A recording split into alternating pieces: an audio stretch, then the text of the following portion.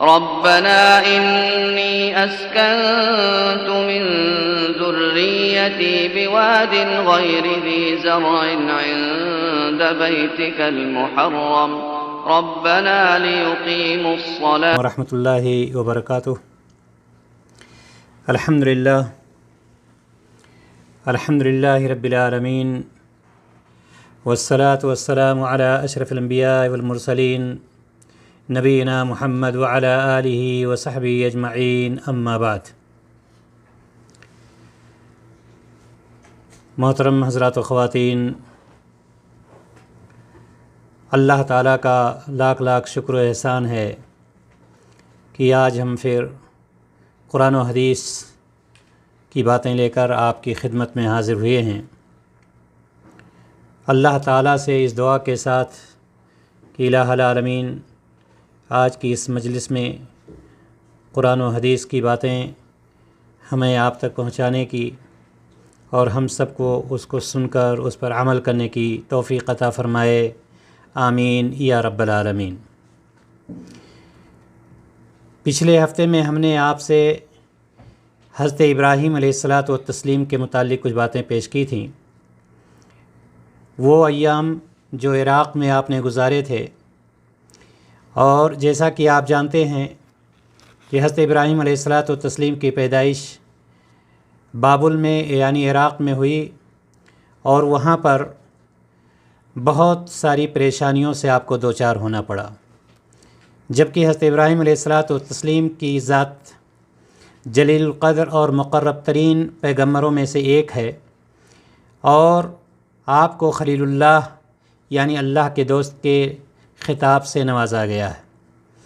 لیکن آپ کی پوری تاریخ آزمائشوں سے بھری ہوئی ہے، چونکہ ابراہیم علیہ الصلاۃ والتسلیم کی پیدائش ایک ایسے گھر میں ہوتی ہے جہاں پر بتوں کو بنایا جاتا تھا، بتوں کو پوجا جاتا تھا، اور ان کی تجارت کی جاتی تھی، ان کو بیچا جاتا تھا، یعنی آزر کے گھر میں آپ کی پیدائش ہوتی ہے۔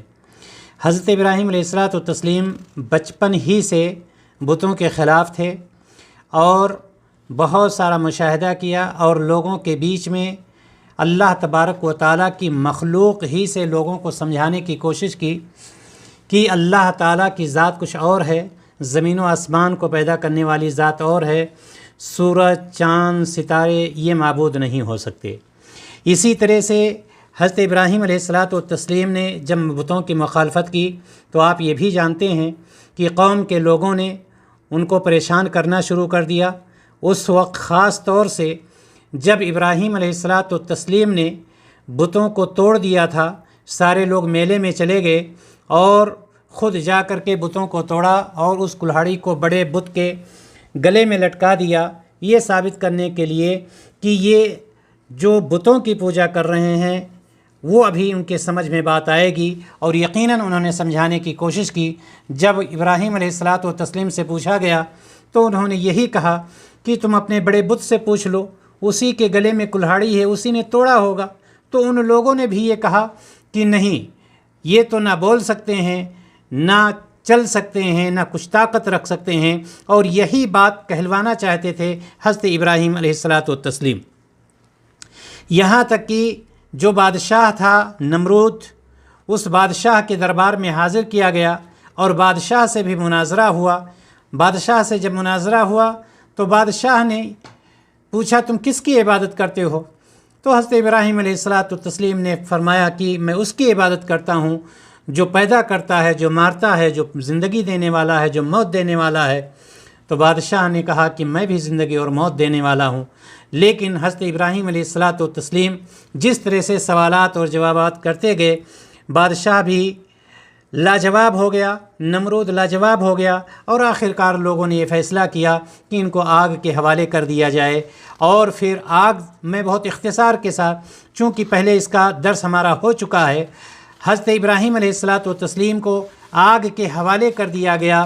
لیکن اللہ تبارک و تعالیٰ جس کو رکھتا ہے، دنیا کی کوئی طاقت اس کو نقصان نہیں پہنچا سکتی ہے، اور اللہ رب العزت نے حضرت ابراہیم علیہ الصلاۃ والتسلیم کو آگ میں جب ان لوگوں نے ڈال دیا تو اس آگ کو اللہ تبارک و تعالیٰ نے حکم دے دیا یا نارو کونی بردن و سلامن علی ابراہیم، اللہ تبارک و تعالی نے فرمایا کہ اے آگ تو ٹھنڈی ہو جا اور ابراہیم علیہ الصلاۃ والتسلیم کے لیے سلامتی ہو جا۔ یعنی یہ کہ اتنا بڑا معجزہ دیکھنے کے باوجود یہ قوم اتنی بڑی بدنصیب تھی کہ اس کے باوجود بھی ایمان نہیں لائی۔ خلاصہ کلام یہ بابل اور عراق کا یہ پورا واقعہ تھا کہ یہ جو سب حالات پیش آئے حضرت ابراہیم علیہ الصلاۃ والتسلیم کے، لیکن جب یہ لوگ ایمان نہیں لائے تو حضرت ابراہیم علیہ الصلاۃ والتسلیم عراق چھوڑ کر کے ملک شام تشریف لے آئے۔ عراق کو چھوڑ کر کے اپنی بیوی کے ساتھ ملک شام تشریف لے آتے ہیں اور وہاں سے فلسطین چلے گئے اور وہیں پر فلسطین میں مستقیم قیام فرما کر اسی کو دعوت کا مرکز بنا لیا۔ یعنی عراق چھوڑ دیا، شام آئے اور شام سے فلسطین میں پہنچ کر کے دعوت کا مرکز بنا لیا اور اپنی دعوت کا آغاز وہیں سے کر دیا۔ ایک مرتبہ حضرت ابراہیم علیہ الصلاۃ والسلام اپنی بیوی حضرت سارہ کے ہمراہ مصر تشریف لے گئے۔ کس کے ساتھ؟ اپنی بیوی حضرت سارہ کے ساتھ مصر تشریف لے گئے۔ وہاں کے بادشاہ نے حضرت ہاجرہ کو حضرت ابراہیم کی اہلیہ حضرت سارہ کی خدمت کے لیے پیش کیا۔ حضرت ابراہیم علیہ السلام عراق چھوڑ کر کے کہاں آئے؟ شام میں آئے۔ شام سے فلسطین چلے گئے۔ فلسطین میں وہاں پر پہنچنے کے بعد اپنی دعوت کا آغاز کر دیا، لیکن کچھ ہی دنوں کے بعد حضرت ابراہیم علیہ الصلاۃ والتسلیم اپنی بیوی حضرت سارہ کے ساتھ مصر چلے جاتے ہیں، اور جب مصر پہنچتے ہیں، قصہ بہت لمبا ہے اس کا، لیکن وہاں کے بادشاہ نے حضرت سارہ کی خدمت کے لیے ایک لونڈی جس کا نام ہاجرہ تھا، ہاجرہ علیہ الصلاۃ والتسلیم کو حضرت سارہ کے ساتھ بھیج دیا۔ اس وقت حضرت سارہ نے خود، یعنی اس وقت حضرت سارہ علیہ السلام جو تھیں ان کے پاس کوئی اولاد نہیں تھی۔ عراق سے شام آئی، شام سے فلسطین میں پہنچ گئیں اور پھر مصر گئیں۔ ابھی ان کے پاس کوئی اولاد نہیں تھی اور مصر میں ان کی خدمت کے لیے بادشاہ نے ہاجرہ کو دے دیا۔ مصر سے حضرت ابراہیم علیہ الصلاۃ والتسلیم پھر فلسطین واپس آ گئے۔ اب جب فلسطین واپس آئے تو 2 گئے تھے، اب 3 ہو گئے، یعنی حضرت ابراہیم، حضرت سارہ اور ساتھ میں بادشاہ نے جو دیا تھا حضرت ہاجرہ۔ جیسا کہ میں نے بتلایا کہ اس وقت تک حضرت سارہ کے کوئی اولاد نہیں تھی، تو حضرت سارہ نے خود، اور وقت بھی اور یعنی عمر بھی کافی ہو چکی تھی اس وقت، حضرت سارہ نے خود حضرت ہاجرہ کی شادی حضرت ابراہیم علیہ السلام کے ساتھ کر دیا۔ یہاں پر اس چیز کو سمجھتے چلیے گا کہ حضرت سارہ نے خود، اس وقت تک کوئی اولاد نہیں تھی، حضرت سارہ نے حضرت ہاجرہ کی جو بادشاہ نے مصر میں دیا تھا ان کی شادی کس سے کر دیا؟ حضرت ابراہیم علیہ الصلاۃ والتسلیم سے کر دیا۔ بڑھاپے میں حضرت ہاجرہ کے بطن سے حضرت اسماعیل علیہ السلام پیدا ہوئے۔ کس سے شادی ہو گئی؟ ہاجرہ سے۔ ابھی حضرت سارہ سے جو پہلی بیوی ہیں کوئی اولاد نہیں۔ حضرت اسماعیل علیہ السلام کس سے پیدا ہوئے؟ حضرت ہاجرہ سے پیدا ہوئے۔ کچھ عرصہ کے بعد اللہ تبارک و تعالیٰ نے حضرت سارہ کے بطن سے حضرت اسحاق علیہ الصلاۃ والتسلیم کو عطا کر دیا۔ یعنی اب حضرت ہاجرہ کے بیٹے کون ہوئے؟ حضرت اسماعیل علیہ السلام، حضرت اسماعیل علیہ السلام، اور حضرت سارہ کے بیٹے کون ہوئے؟ حضرت اسحاق علیہ السلام، جبکہ اس سے پہلے حضرت سارہ کی کوئی اولاد نہیں تھی۔ اس طرح سے 2 بیٹے ہو گئے حضرت ابراہیم علیہ الصلاۃ والتسلیم کے۔ اللہ تعالیٰ ابھی یہ کہاں ہیں؟ ابھی یہ فلسطین میں ہیں۔ اللہ تعالیٰ کے حکم سے حضرت ابراہیم نے اپنی بیوی حضرت ہاجرہ اور بیٹا حضرت اسماعیل علیہ السلام کو مکہ کے چٹیل میدان میں اللہ کے قریب چھوڑ دیا۔ اللہ کے قریب یعنی بیت اللہ کے قریب چھوڑ دیا، اللہ کے گھر کے قریب چھوڑ دیا۔ یاد رکھیے گا، ابھی یہ چھوڑنے کا واقعہ بعد میں نے بیان کیا ہے، لیکن ابھی تک حضرت سارہ سے حضرت اسحاق کی پیدائش نہیں ہوئی ہے۔ یہ چلے آئے تھے لے کر کے، اللہ تعالیٰ کا حکم ہوا کہ ہاجرہ کو اور اسحاق کو، ہاجرہ کو اور اسماعیل کو فلاں جگہ چھوڑ دیجئے مکہ میں۔ چھوڑ دیے، لا کر کے پہنچا دیا۔ واقعہ بڑا لمبا ہے۔ حضرت ابراہیم علیہ الصلاۃ والتسلیم حضرت ہاجرہ اور حضرت اسماعیل کو خانہ کعبہ کے قریب، بیت اللہ کے قریب چھوڑ کر کے جانے لگے۔ حضرت ہاجرہ پریشان ہو گئیں، مجھے آپ کس کے حوالے کر کے جا رہے ہیں؟ کوئی جواب نہیں۔ مجھے آپ کس کے حوالے کر کے جا رہے ہیں؟ کوئی جواب نہیں۔ نہ وہاں پر کوئی انسان ہے، نہ وہاں پر کوئی کھانے پینے کی چیز ہے، پینے کا پانی بھی کوئی نہیں ہے، کوئی چیز نہیں، بالکل وادی ہے، ریگستان، کوئی چیز نہیں وہاں پر، پہاڑی اور پہاڑی۔ حضرت ہاجرہ نے پوچھا کہ آپ مجھے کس کے حوالے کر کے جا رہے ہیں؟ کوئی جواب۔ تیسری مرتبہ جب پوچھا کہ کیا اللہ کا یہ حکم ہے؟ میری مائیں اور بہنیں جو اس وقت سن رہی ہیں، غور سے اس واقعہ کو سنیں کہ حضرت ہاجرہ، حضرت اسماعیل ابھی گود میں ہیں، آپ کو حکم ہوا ہے، بڑھاپے میں اولاد ملی تھی، حکم ہوا لے جا کر ایسی جگہ چھوڑو جہاں پر کچھ بھی نہیں ہے۔ حضرت ہاجرہ قربان جائیں عورتیں کہ پوچھ رہی ہیں کس کے حکم سے؟ کیا اللہ کا یہ حکم ہے؟ ابراہیم علیہ الصلاۃ والتسلیم نے کہا ہاں۔ ہاجرہ پر لاکھوں سلام۔ ہاجرہ نے کیا کہا؟ اگر اللہ کا حکم ہے تو اللہ ہمیں ضائع نہیں کرے گا۔ خلاصہ کلام یہ کہ حضرت ہاجرہ اور حضرت اسماعیل کو کہاں چھوڑ دیا گیا؟ مکہ بیت اللہ کے قریب میں چھوڑ دیا گیا۔ اللہ تبارک و تعالیٰ نے اس چٹیل میدان میں چھڑوایا جہاں پر کوئی چیز نہیں، اور کیا ارشاد فرمایا اللہ رب العزت نے سورہ ابراہیم میں، ربنا انی اسکنت من ذریتی بواد غیر ذی زرع عند بیتک المحرم، اے ہمارے پروردگار، میں نے اپنی کچھ اولاد کو آپ کے حرمت والے گھر کے پاس ایسی وادی میں لا بسایا ہے جس میں کوئی کھیتی نہیں ہوتی ہے، کوئی کھیتی نہیں، چھوڑ دیجئے پھل فروٹ، گیہوں چاول تک نہیں، کھانے پینے کی کوئی چیز نہیں تھی، ایسی جگہ چھوڑ کر کیوں چھوڑ کر کے جا رہے ہیں؟ اللہ تبارک و تعالیٰ نے حضرت ابراہیم علیہ الصلاۃ والتسلیم کی اس بات کا نقشہ کھینچا سورہ ابراہیم میں، ربنا لیقیم الصلاۃ، ہمارے پروردگار تاکہ یہ نماز قائم کریں۔ یہ مقصد تھا، فَاجْعَلْ أَفْئِدَةً مِّنَ النَّاسِ تَهْوِي إِلَيْهِمْ، لہذا لوگوں کے دلوں میں ان کے لیے کشش پیدا کر دیجئے، جذبیت، وَرْزُقْهُم مِّنَ الثَّمَرَاتِ لَعَلَّهُمْ يَشْكُرُونَ، اور ان کو پھلوں کا رزق عطا فرمائیے تاکہ وہ شکر گزار بنیں، تاکہ وہ نہ شکر گزار نہ نافرمان نہ بنے، شکر گزار پھلوں کا۔ یہ حضرت ابراہیم علیہ الصلاۃ والتسلیم کی دعا ہے۔ حضرت ابراہیم علیہ السلام کی دعا ایسی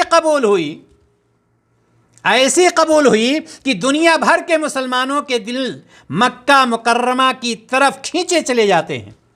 دنیا کا کون سا وہ مسلمان ہے لا الہ الا اللہ کہنے والا ہے جو یہ تمنا نہیں رکھتا ہے کہ میں مکہ پہنچ کر کے خانہ کعبہ کی زیارت کر لوں؟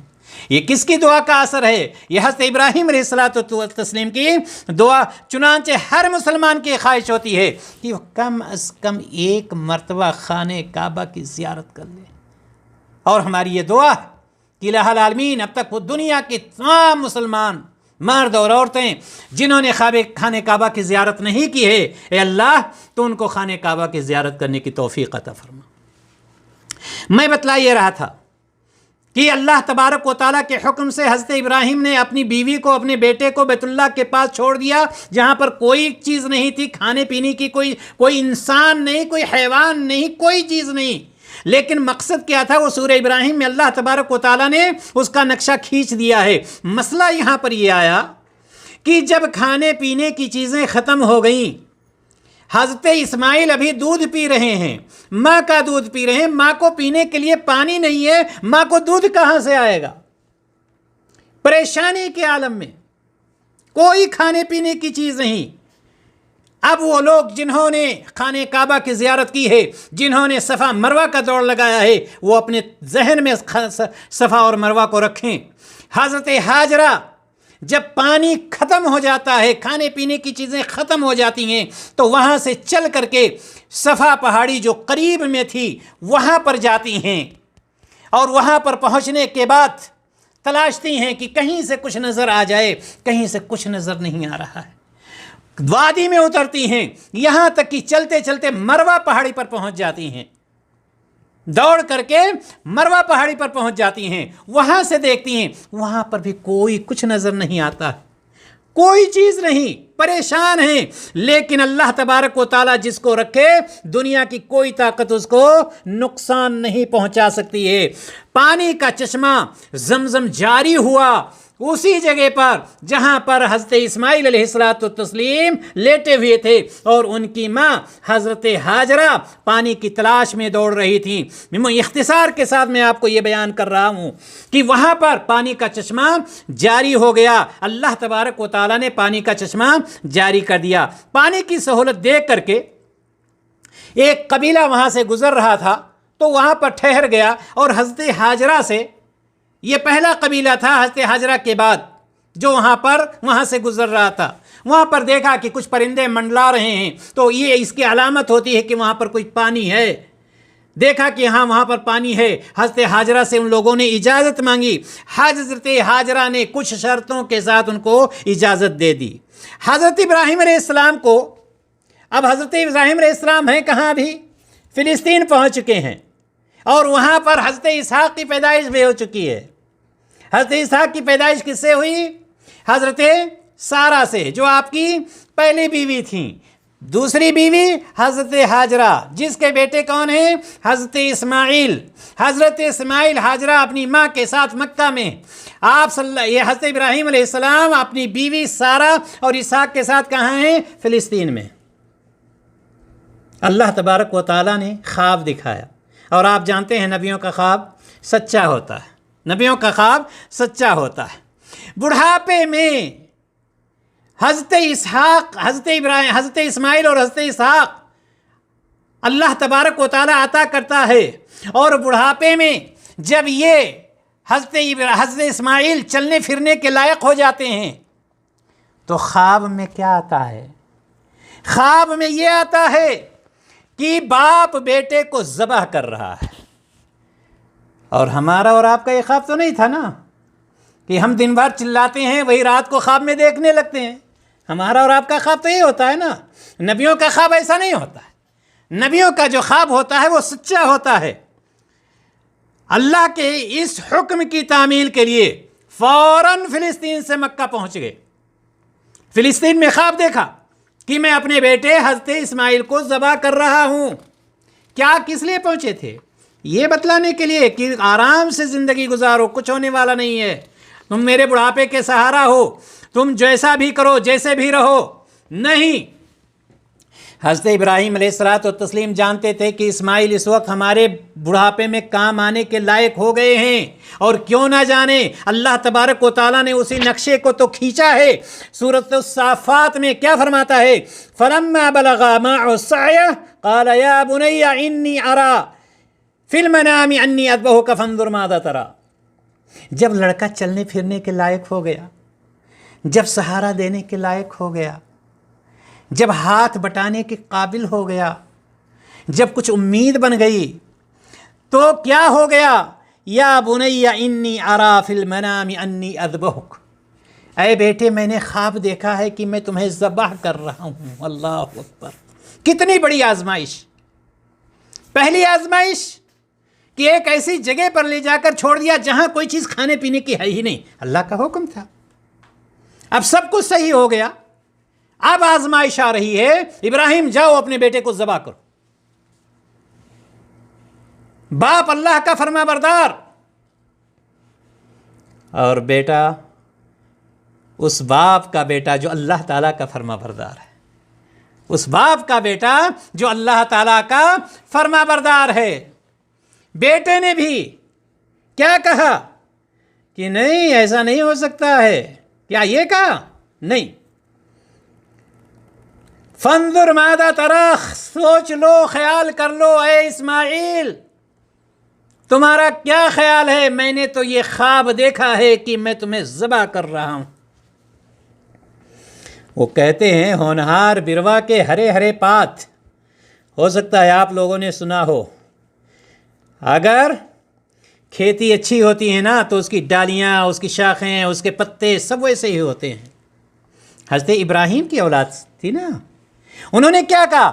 قال یا ابت افعل ما تؤمر، اے ابو جان، اے میرے والد، اے میرے ابا، جو کچھ آپ کو حکم دیا ہے بلا جھجک اس کو کر ڈالیے آپ. اور یہ بھی نہیں آپ کر ڈالیے، آپ کا حکم ہے اس لیے میں کہہ رہا ہوں، ویسے میرا دل راضی نہیں ہے، میں یہ ایسا بھی نہیں. اللہ تبارک و تعالیٰ نے وہاں پر بھی مہر لگا دی. کیا تھا اسماعیل علیہ الصلوۃ والتسلیم کے ذہن و دماغ میں اپنے والد محترم کے بارے میں؟ باپ کہہ رہا ہے کہ میں تمہیں ذبح کروں گا، میں نے خواب دیکھا ہے، تمہارا کیا خیال ہے؟ میں نے یہ خواب دیکھا ہے. فرما بردار بیٹا، یا ابت افعل ما تؤمر، اے والد محترم جو حکم ہوا آپ کو وہ کر ڈالیے. ستجدنی انشاءاللہ من الصابرین، انشاءاللہ تعالی آپ مجھے صبر کرنے والوں میں سے پائیں. ایسے بیٹے جب ہوتے ہیں باپ کے سامنے نا، تو 80 سال کا بوڑھا باپ بھی جوان ہو جاتا ہے، اس کے رگوں میں خون دوڑنے لگتا ہے، بجائے اس کے کہ چھوٹی چھوٹی بات پر بیٹا انکار کر رہا ہو، نافرمانی کر رہا ہو. تو یہاں پر میں یہ بتلا رہا تھا کہ ابراہیم علیہ الصلوۃ والتسلیم کو یہ حکم ہوا کہ اپنے بیٹے کو ذبح کیجئے. باپ بیٹے کے پاس پہنچتا ہے، بیٹے کو واقعہ بیان کرتا ہے، اور بیٹا کہتا ہے ابا جان جو کچھ حکم ہوا ہے آپ کیجئے، انشاءاللہ تعالی آپ مجھے صبر کرنے والوں میں سے پائیں گے. اور پھر اللہ تعالیٰ کی رضا کے لیے حضرت ابراہیم علیہ السلام نے تاریخ کا وہ عظیم الشان کارنامہ انجام دیا جس کا مشاہدہ نہ اس سے پہلے کبھی زمین و آسمان نے کیا اور نہ اس کے بعد کریں گے. یہ تو خواب کا معاملہ تھا. کیا خواب سے بات ختم ہو گئی؟ نہیں. اپنے دل کے ٹکڑے کو منہ کے بل زمین پر لٹا دیا، چھری تیز کی، آنکھوں پر اپنے پٹی باندھ لیا کہ کہیں ایسا نہ ہو میری محبت جاگ جائے. اپنی آنکھوں پر پٹی باندھ لیا اور اس وقت تک پوری طاقت سے چھری اپنے بیٹے کے گلے پر چلاتے رہے جب تک اللہ تعالیٰ کی طرف سے یہ صدا نہیں آ گئی، جب تک اللہ تبارک و تعالیٰ کی طرف سے یہ آیت نہیں نازل ہو گئی قد صدقت الرؤیا ان کذالک نجزی المحسنین. یہ حضرت ابراہیم ہے جن کو خلیل اللہ کا لقب دیا گیا. بیٹے کے گلے پر چھری چلا رہے ہیں، چھری چلا رہے ہیں، آنکھ پر پٹی بندھی ہوئی ہے، باندھ رکھے ہیں کہیں محبت غالب نہ آ جائے. بیٹا منہ کے بل لیٹا ہوا ہے، جیسا باپ ویسا بیٹا، دونوں کا امتحان ہو رہا ہے. اللہ تبارک و تعالیٰ نے فرمایا قد صدقت الرؤیا ابراہیم، تو نے خواب کو سچ کر دکھایا. اور ہم نیک لوگوں کو ایسا ہی بدلہ دیتے ہیں. چنانچہ حضرت اسماعیل کی جگہ جنت سے ایک مینڈھا بھیج دیا گیا. حضرت ابراہیم علیہ السلام نے ذبح کیا، اور اس واقعہ کے بعد اللہ کی رضا کے لیے جانوروں کی قربانی کرنا خاص عبادت میں شمار ہو گیا. یہ بھی جو ہم نے چند دنوں پہلے قربانیاں کی ہیں، پوری دنیا میں بے شمار قربانیاں جو کی گئیں اسی کی یادگار میں ہے. چنانچہ حضور اکرم صلی اللہ علیہ وسلم کی امت کے لیے بھی ہر سال قربانی نہ صرف مشروع کی گئی بلکہ اس کو اسلامی شعار بنایا گیا، اور حضرت ابراہیم علیہ السلام کی اتباع میں حضور اکرم صلی اللہ علیہ وسلم کے طریقہ پر جانوروں کی قربانی کا یہ سلسلہ قیامت تک جاری اور ساری رہے گا انشاءاللہ تعالی. یہ تھے حضرت ابراہیم علیہ الصلوۃ والتسلیم. کہاں سے چلے؟ باب العراق سے چلے، شام میں پہنچے، فلسطین میں آئے، مصر گئے، پھر مکہ آئے، پھر فلسطین واپس گئے. بیٹے کی قربانی، ایک مرتبہ بیٹے کو ایسی جگہ پر چھوڑا جہاں پر کچھ نہیں ہے، بیٹا چلنے پھرنے کے لائق ہو گیا. پھر کیا ہوتا ہے؟ یہ خواب دکھایا جاتا ہے، قربانی کی جاتی ہے. لیکن اللہ تعالیٰ آزماتا ہے ہم تو اپنی آزمائش میں فیل ہو جاتے ہیں۔ اس عظیم امتحان میں کامیابی کے بعد اللہ تبارک و تعالیٰ نے کیا حکم دیا؟ اللہ تبارک و تعالیٰ نے حکم دیا دنیا میں میری عبادت کے لیے گھر تعمیر کرو۔ چلو ایک دوسرا آرڈر آ گیا، شادی ہوئی، شادی ہونے کے بعد بچہ ہوا، ایسی جگہ پر چھوڑ دیا گیا جہاں پر پانی تک نہیں ہے، قربانی کی آزمائش آئی، اس میں بھی پاس۔ اب ایک چیز اور آ گئی، کیا حکم ہو رہا ہے اللہ تعالیٰ کی طرف سے؟ کیوں نہ خلیل اللہ کا لقب مل جائے؟ ہم نے کیا کیا ہے؟ ہم 5 وقت کی نماز پڑھ لیتے ہیں، سمجھتے ہیں کہ ہم نے اسلام کو خرید لیا۔ ایسے لوگوں کو خلیل اللہ کا لقب ملتا ہے۔ کیا حکم دیا گیا اس عظیم امتحان کے بعد؟ دنیا میں میری عبادت کے لیے گھر تعمیر کرو اے ابراہیم۔ ابراہیم علیہ الصلوۃ والتسلیم بیٹے کے ساتھ بیت اللہ شریف کی تعمیر میں لگ جاتے ہیں، چونکہ بیٹا تو ہو گیا تھا کام کرنے کے لائق نا، اینٹ اٹھانے کے لائق نا، پانی دینے کے لائق، ساری چیزیں تو ہو گئی تھیں۔ اللہ تبارک و تعالیٰ نے قرآن مقدس میں ارشاد فرمایا سورۃ البقرہ میں، وَإِذْ يَرْفَعُ إِبْرَاهِيمُ الْقَوَاعِدَ مِنَ الْبَيْتِ وَإِسْمَاعِيلُ رَبَّنَا تَقَبَّلْ مِنَّا إِنَّكَ أَنْتَ السَّمِيعُ الْعَلِيمُ۔ اور اس وقت کا خیال کرو جب ابراہیم بیت اللہ کی بنیادیں اٹھا رہے تھے، وہی بیت اللہ جس کی جا کر کے ہم طواف کرتے ہیں، بنیادیں اٹھا رہے۔ اور اسماعیل بھی، جیسا کہ میں نے کہا، ہونہار بروا کے ہرے ہرے پات، وہ اسماعیل ساتھ میں ہاتھ بٹا رہے ہیں، اینٹ اٹھا کر کے دے رہے ہیں، جو کچھ بھی تیار کیا ہاتھ بٹا رہے ہیں، اور کہہ کیا رہے ہیں، زبان سے نکل کیا رہا ہے، ربنا تقبل منا انک انت السمیع العلیم۔ باپ اور بیٹے کی زبان سے ہو رہا ہے، اے ہمارے پروردگار ہم سے یہ خدمت قبول فرما لے۔ یہ نہیں کہ اللہ مسجد میں نے بنوایا، تیرے اوپر احسان کیا۔ آج اگر 10 بوری اینٹ کوئی 10 بوری سیمنٹ دے دیتا ہے نا، 2000 اینٹ مسجد میں دے دیتا ہے نا، تو مسجد میں پہنچ کر کے مسجد کے ذمہ دار سے کہے پنکھا چلاؤ، پنکھا بند کرو، یہ کھڑکی کھولو، وہ کھڑکی بند کرو۔ ہو رہا ہے یا نہیں ہو رہا ہے؟ یہ اسلام کے ٹھیکیدار بن گئے۔ اور ابراہیم اور اسماعیل علیہ الصلاۃ والتسلیم کیا کہہ رہے ہیں؟ ربنا تقبل، اے اللہ ہماری اس خدمت کو تو قبول فرما لے، میرے لیے بہت کچھ ہے، اے اللہ میرے اس خدمت کو قبول فرما لے۔ تو اللہ تبارک و تعالیٰ نے کیسا قبول کیا، ہم اور آپ اس کا اندازہ بہت آسانی سے لگا سکتے ہیں۔ چلیے گھر بھی بن گیا، اگلا حکم کیا ہے؟ جب بیت اللہ کی تعمیر سے فراغت ہو گئی، فارغ ہو گئے، ابراہیم علیہ الصلوۃ والتسلیم کی پوری زندگی آزمائش، امتحان کرتے جاؤ، کام کرتے جاؤ۔ اللہ تبارک و تعالیٰ نے بیت اللہ سے کی تعمیر کے بعد کیا حکم دیا باپ بیٹے کو؟ حج کا اعلان کر دو۔ اب گھر بن گیا نا، جیسے کھانا بن جاتا ہے، عورتیں دسترخوان پر لگا دیتی ہیں تو کہتی ہیں اب مہمانوں کو بولو کھانے کے لیے آنے کے لیے، ہوتا ہے نا۔ اللہ تبارک و تعالیٰ نے سب کچھ تیار کروا دیا۔ اب کہا ابراہیم آپ اعلان کیجئے، آپ اعلان کیجئے کہ لوگ حج کے لیے آیا کریں۔ حضرت ابراہیم نے حج کا اعلان کیا۔